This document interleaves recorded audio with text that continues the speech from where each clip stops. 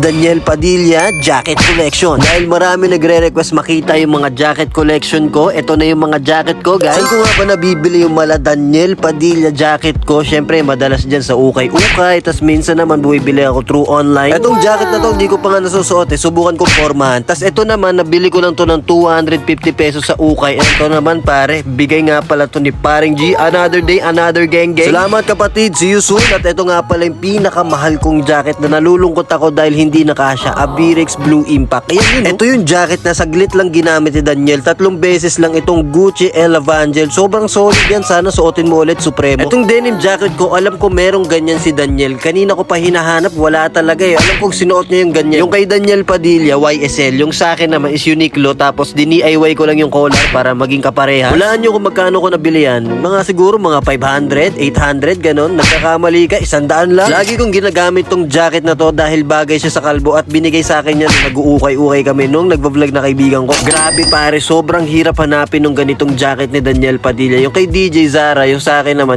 Uniqlo. Ito naman Roots DIY to, siguro mga 2021 ko pa to na sa akin. Tapos DIY ko yung varsity jacket ng katulad kay DJ. Another varsity jacket, ito naman isa Mosimo. Nabili ko naman to sa may carousel tol ng 300 lupit, diba? Ito naman yung ginamit ko sa recent namin na pagkikita ni Daniel Padilla. Yung nag-trending tol, 1.3 million yun. Nabili ko yan sa ukay ng 100. Sa lahat ng nakikita ng jacket, ito yung hindi pwedeng mawala sa akin. Binigay nga pala to ni Daniel Padilla. As in, sinuot niya yan tol. Sobrang daming nagandahan sa jacket na to. As in, ako hindi makapaniwala na ang ganda ng jacket na nabili natin. Adidas Oasis. Wala, hindi ko mapakita sa inyo. Ginamit ng airmat ko. Ito din, nabili ko to sa may ukay-ukay, 250. Ang problema, hindi pala sila magkaparehas. Okay na yan, hawig naman. Sa lahat ng track jacket ko, ito yung masasabi kong lagi kong ginagamit. Ang ganda lang niya talaga, diba? Tas hindi ganun kainit kapag sinuot mo. Maniwala kay sa hindi, 2017 pa yung jacket na yan. At nakakatuwa dahil kasya pa rin dahil American size yung top na yan. My favorite leather jacket, DIY tol. Sobrang kakaiba. Dalawa lang kami ni Daniel Padilla. Meron yan sa Pilipinas.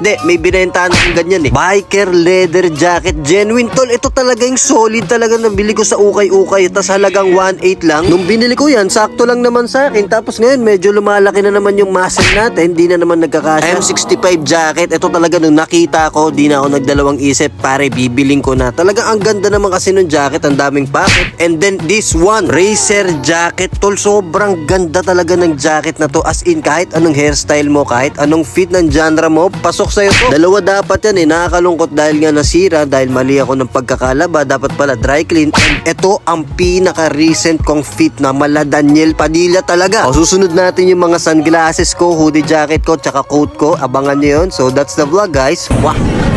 Sumita ka na lang.